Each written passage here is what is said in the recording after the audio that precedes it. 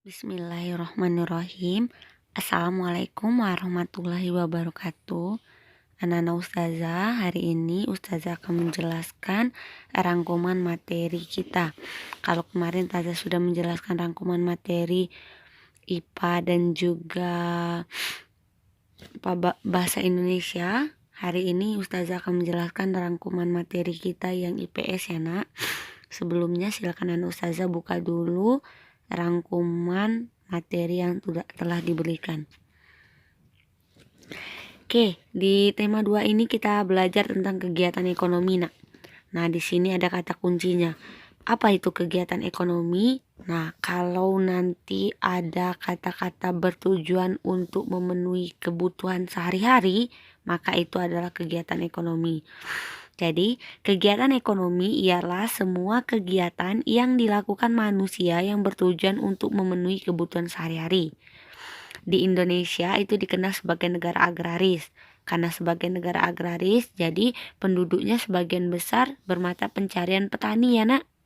Nah, sedangkan jenis-jenis usaha ekonomi masyarakat itu banyak. Yang pertama ada agraris. Agraris itu meliputi pertanian dan perkebunan. Kalau pertanian itu tanamannya yang cepat panen. Misalnya 3 bulan udah panen, contohnya seperti padi, sayur, dan palawija. Tapi untuk perkebunan itu adalah tanaman yang lama panennya dan tidak perlu ditanam kembali. Contohnya seperti teh, kelapa sawit, kopi, lada putih, dan lain-lain. Kemudian apalagi kegiatan ekonomi yang lain, itu ada peternakan, ada perikanan, ada pertambangan, ada kehutanan, perdagangan, dan perindustrian. Nah, kalau perindustrian itu biasanya ada di perkotaan ya nak. Nah, perindustrian itu adalah kegiatan ekonomi yang mengolah bahan mentah menjadi barang jadi atau setengah jadi. Jadi kalau ada kata-kata mengolah bahan, maka itu adalah kegiatan perindustrian. Contohnya apa? Contohnya seperti pembuatan sepatu, jaket, tas, dan ikat pinggang ataupun yang lainnya. Oke, selanjutnya ini ada pengelolaan jasa penginapan. Itu juga kegiatan ekonomi nak ya. Ada juga penjualan cenderamata, penyediaan jasa pemandu wisata itu contohnya di bidang pariwisata. Sedangkan kegiatan di bidang jasa itu adalah kegiatan untuk melayani pihak lain berdasarkan keterampilan yang dimiliki. Jadi kalau jasa itu tidak barang yang kita berikan kepada orang lain. Kalau misalnya kegiatan peternakan, misalnya kita jual kambing, jual ayam. Tetapi kalau di kegiatan jasa, kita hanya menjual keterampilan. Misalnya ustazah sebagai guru. Jadi ustazah itu bekerja di bidang jasa, bukan di bidang produk ya nak. Kemudian apalagi dokter, perawat, tukang cukur, montir, dan pemandu wisata. Nah, sedangkan yang selanjutnya itu adalah jenis-jenis pengelolaan usaha berdasarkan banyak pemiliknya. Yang pertama, jenis usaha yang dikelola sendiri. Berarti itu sendiri kita punya. Contohnya apa? Usaha pertanian, contohnya nak ya. Kemudian usaha perdagangan, misalnya warung, pedagang asongan, pedagang di pasar-pasar. Kemudian usaha jasanya misalnya fotokopi atau bengkel. Itu biasanya jenis usaha yang dikelola sendiri. Kemudian yang kedua itu jenis usaha yang dikelola kelompok. Nah, kalau yang dikelola kelompok itu berarti modalnya bersama-sama anak ya. Nah, kalau modalnya bukan sendiri tapi bersama-sama, maka itu dikelola, jenis usahanya dikelola oleh kelompok. Apa contohnya? Contohnya seperti firma, CV, PT, BUMN, dan koperasi. Nah, untuk yang lainnya mungkin tidak dijelaskan di sini ya nak. Nah, di sini ustazah hanya menjelaskan tentang koperasi. Nah, menurut Undang-Undang Nomor 25 Tahun 1992 tentang Pekoperasian, nah di situ ada pengertian koperasi. Apa itu koperasi? Koperasi adalah badan usaha yang yang beranggotakan orang-orang atau badan hukum koperasi dengan melandaskan kegiatan berdasarkan prinsip koperasi sekaligus kegiatan ekonomi rakyat yang berdasarkan asas kekeluargaan. Nah, mungkin panjangnya untuk mengingatnya. Yang lebih mudah itu adalah, apa itu koperasi? Koperasi itu adalah badan usaha yang memiliki asas kekeluargaan dan tujuannya untuk mensejahterakan anggotanya. Jadi kalau besok anak ustazah bertemu soal, misalnya soalnya pengertian dari apa yang memiliki asas kekeluargaan dan yang bertujuan untuk mensejahterakan rakyat, mensejahterakan anggotanya, maka itu adalah pengertian dari koperasi. Nah, koperasi itu sesuai juga dengan Undang-Undang 1945 pasal 33 ayat 1 ya nak. Jadi kalau besok ada pertanyaannya, undang-undang itu sesuai dengan apa? Undang-undang koperasi itu sesuai dengan apa? Di undang-undang koperasi itu sesuai dengan Undang-Undang 1945 pasal 33 ayat 1. Jangan lupa, pasal 33 ayat 1. Nah, ini yang sangat lumrah dan perlu anak ustazah ingat ya nak. Bapak Koperasi Indonesia itu adalah Dr. Andes Muhammad Hatta. Bentuk-bentuk koperasi itu ada koperasi konsumsi, ada koperasi simpan pinjam, ada koperasi produksi, ada koperasi jasa, ada koperasi serba usaha.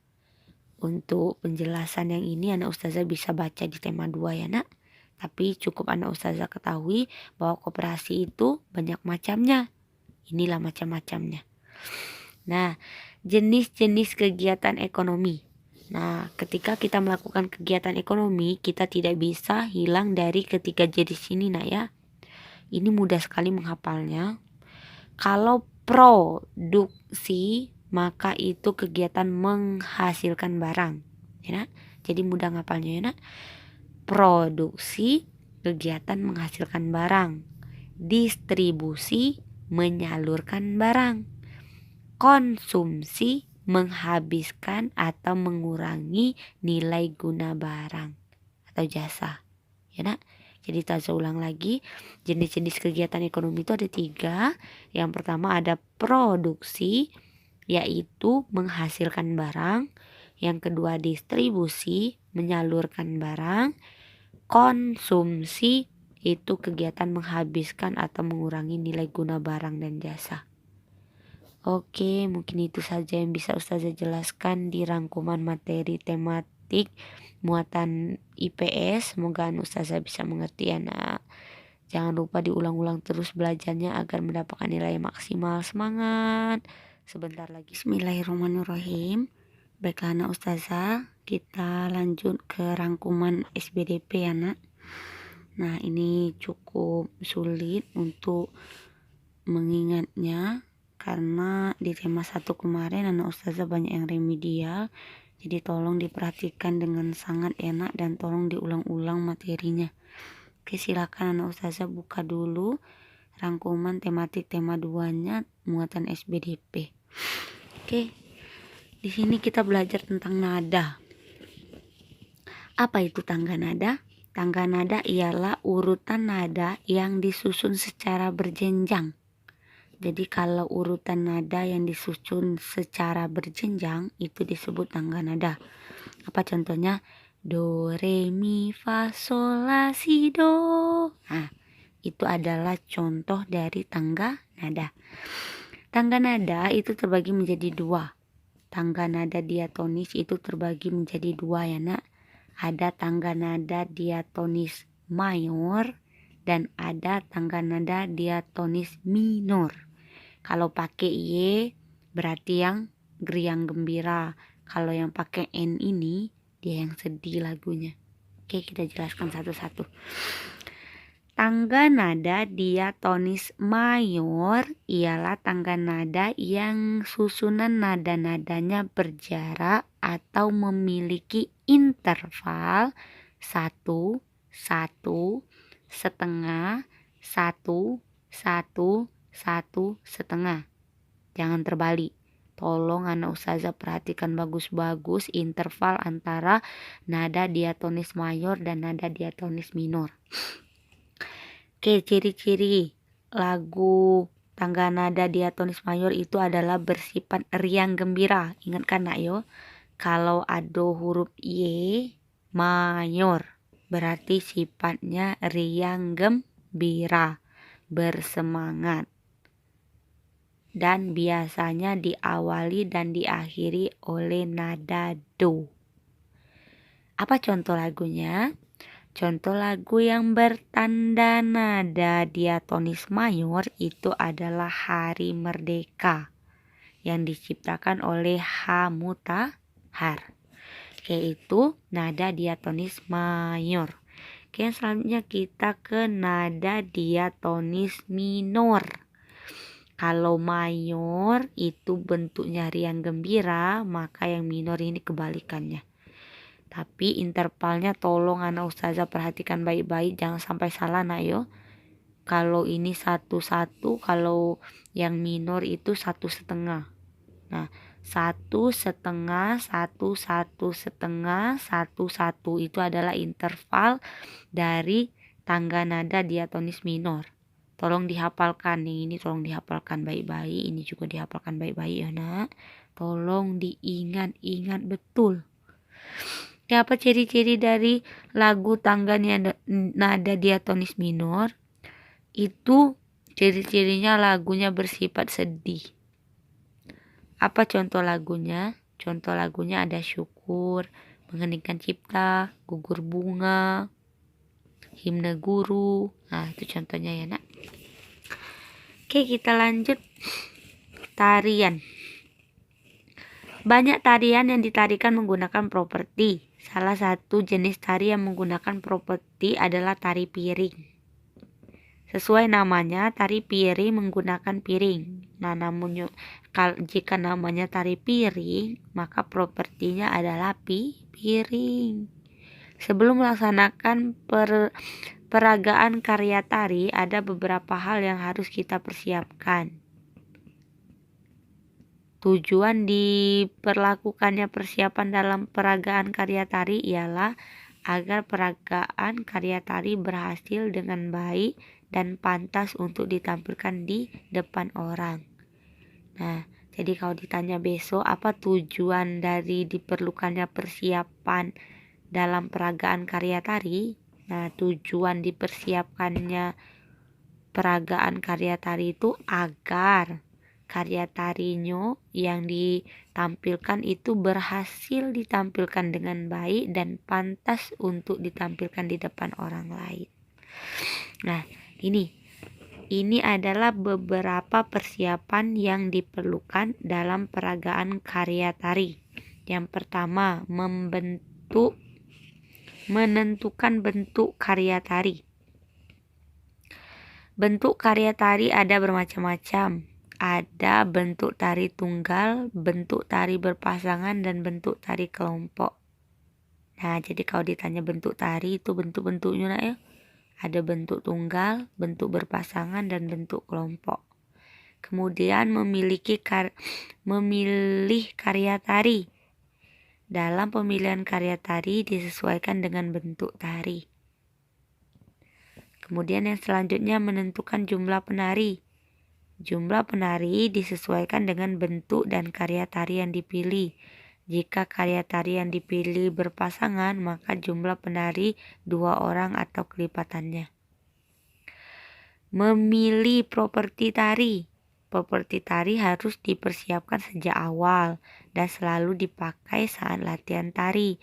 Tujuannya agar pada saat peragaan di depan penonton, penari sudah terbiasa dengan penggunaan properti sehingga sesuai dengan gerakan tari. Contohnya seperti tadi ya nak, kalau tari piring ketika kita latihan maka gunakanlah piring ketika menari. Kemudian yang selanjutnya menentukan iringan tari.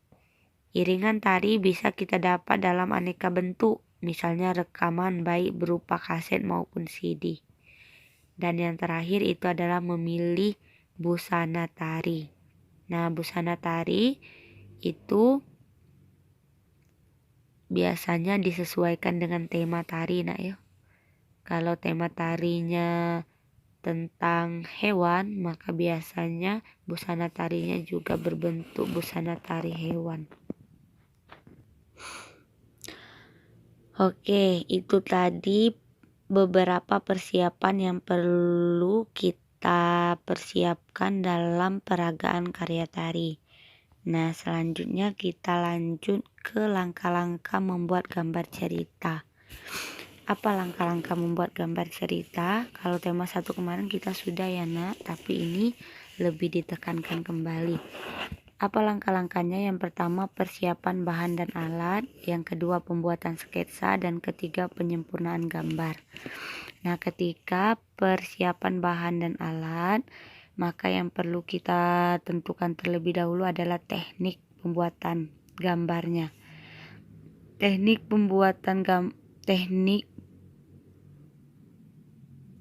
pewarnaan yang bisa kita gunakan ketika membuat gambar cerita itu ada 2.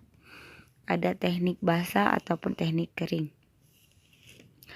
Teknik pewarnaan basah ialah pewarnaan menggunakan media yang memerlukan pengenceran, misalnya cat minyak, cat air, tinta.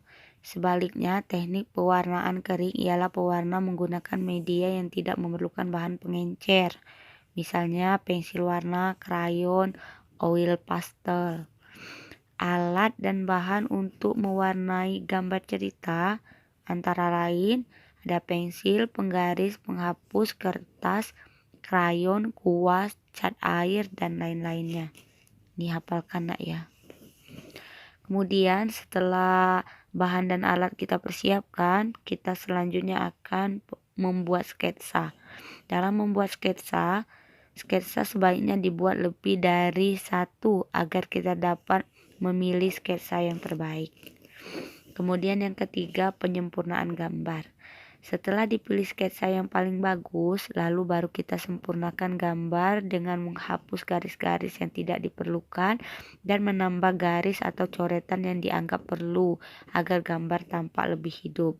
Jika lebih mantap penyempurnaan gambar cerita, jika sudah mantap penyempurnaannya, maka warnailah sketsa dengan baik. Baiklah Ustazah, itulah penjelasan Ustazah di materi SBDP. Silakan anak Ustazah ulang-ulang terus materinya. Semoga berhasil ya Ustazah. Kita lanjut ke rangkuman materi PKN. Di rangkuman materi PKN tema 2 kita akan belajar tentang tanggung jawab, hak dan kewajiban. Yang pertama kita ketahui terlebih dahulu apa itu pengertian tanggung jawab. Tanggung jawab adalah sikap berani menyelesaikan hingga menanggung akibat dari tugas yang diberikan. Jadi kalau ada kata-kata berani menanggung akibat dari tugas yang diberikan, itu adalah pengertian dari tanggung jawab.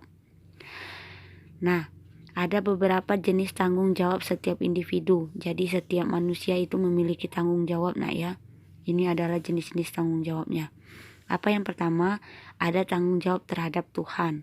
Itu berarti tanggung jawab untuk kita melaksanakan ibadah dan menjauhi larangannya. Contohnya apa? Beribadah sesuai dengan ajaran yang dianut. Contoh seperti mengaji, sholat. Kalau agama lain itu misalnya sholat di gereja, yang seperti itu ya nak. Kemudian yang kedua adalah tanggung jawab terhadap diri sendiri. Nah, kalau tanggung jawab terhadap diri sendiri berarti suatu tugas itu hanya untuk kita sendiri. Contohnya apa? Contohnya Lani diberi tugas PR, kemudian keesokan harinya tugas tersebut tidak dia buat, maka Lani mendapatkan hukuman. Kemudian apalagi contohnya? Contoh yang lainnya adalah membersihkan serta merapikan kamar. Membersihkan serta merapikan kamar sendiri itu adalah tanggung jawab diri sendiri nak ya, jangan lagi suruh orang tua membersihkannya. Kemudian ada tanggung jawab terhadap keluarga. Kalau tanggung jawab terhadap keluarga ini contohnya seperti seorang ayah yang bekerja keras untuk menafkahi anggota keluarganya. Jadi ayah itu bekerja keras untuk menafkahi anggota keluarganya, berarti ayah sudah bertanggung jawab terhadap keluarganya. Kemudian yang selanjutnya ada tanggung jawab terhadap masyarakat. Tanggung jawab sebagai warga masyarakat adalah tugas dan kewajiban yang harus dilakukan seseorang dalam kedudukannya sebagai warga masyarakat. Jadi kalau ada kata-kata warga masyarakat, berarti itu adalah pengertian dari tanggung jawab terhadap masyarakat. Kemudian selanjutnya itu adalah tanggung jawab terhadap bangsa dan negara. Tanggung jawab terhadap bangsa dan negara itu contohnya kita harus selalu mengharumkan nama baik negara kita. Contohnya misal menjadi pemenang dari tim bulu tangkis, misalnya seperti itu ya nak. Oke, kita lanjut. Ada jenis-jenis tanggung jawab sebagai warga negara. Kalau tadi jenis tanggung jawab setiap individu, bedakan ya nak. Kalau ini adalah jenis tanggung jawab sebagai individu. Kalau yang ini jenis tanggung jawab sebagai warga masyarakat. Apa saja tanggung jawab kita sebagai warga masyarakat? Ini tanggung jawab kita. 1. Memelihara ketertiban dan keamanan hidup bermasyarakat. Yang kedua, menjaga dan memelihara rasa persatuan dan kesatuan masyarakat. Yang ketiga, meningkatkan rasa solidaritas sosial sebagai sesama anggota masyarakat. Dan yang keempat, menghapus bentuk-bentuk tindak diskriminasi. Maka itu adalah tanggung jawab kita sebagai warga masyarakat. Oke, yang selanjutnya ada pengertian kewajiban dan hak. Mudah ya nak, kalau kewajiban itu adalah yang dilakukan, sedangkan hak adalah yang didapat. Nah, sedangkan pengertian yang lengkapnya, kewajiban adalah sesuatu yang harus dilaksanakan, sedangkan hak adalah sesuatu yang akan didapat setelah melakukan kewajiban. Ini ada hak kita sebagai warga negara. Kalau hak tadi ingat ya, hak itu adalah sesuatu yang didapat. Jadi apa yang akan kita dapat sebagai warga masyarakat, ini yang akan kita dapatkan. Mendapatkan perlindungan hukum, menikmati lingkungan yang bersih, hidup tenang dan damai, dan bebas memilih, memeluk, dan menjalankan agama. Sedangkan kewajiban itu adalah segala sesuatu yang harus kita lakukan. Apa kewajiban kita sebagai warga masyarakat? Ini yang harus kita lakukan. Yang pertama, mematuhi aturan dan norma yang berlaku. Kemudian menjaga ketenangan dan ketertiban, mengikuti kegiatan di lingkungan masyarakat, serta menghormati dan membantu tetangga. Nah, kalau ada soalnya misalnya membantu guru membawakan buku, itu adalah contoh apa? Kalau kita membawa, berarti kita melakukan. Berarti itu adalah contoh kewajiban. Kewajiban di mana? Kewajiban di sekolah. Oke, yang selanjutnya itu adalah musyawarah. Biasanya musyawarah ini kita lakukan untuk mengambil sebuah keputusan. Nah, ketika kita musyawarah, maka biasanya ada yang namanya keputusan bersama. Apa itu keputusan bersama? Keputusan bersama adalah suatu keputusan yang sudah ditetapkan berdasarkan pertimbangan, pemikiran, dan pembahasan yang matang.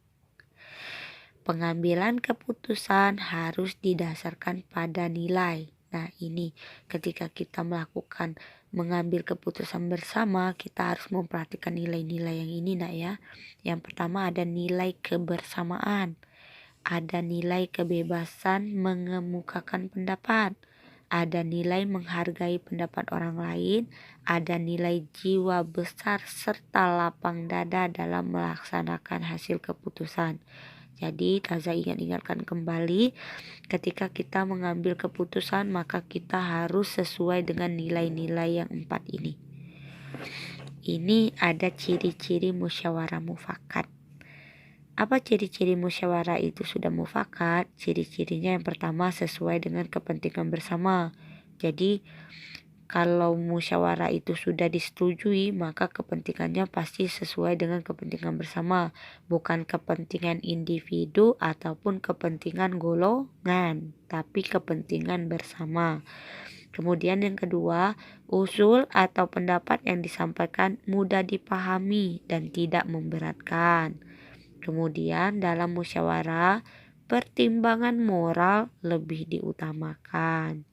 Dan yang terakhir, pembicaraan harus dapat diterima dengan akal sehat. Karena Ustazah, itulah penjelasan yang bisa Ustazah jelaskan di rangkuman materi PKN kita. Semoga Ustazah bisa memahaminya, nak. Semangat terus belajar dan semoga Ustazah bisa berhasil di UTS. Ustazah berharap tidak ada anak Ustazah di kelas 5C yang memiliki nilai yang rendah dan tidak ada juga anak Ustazah yang tidak jujur. Semangat, nak. Ustazah selalu mendoakan.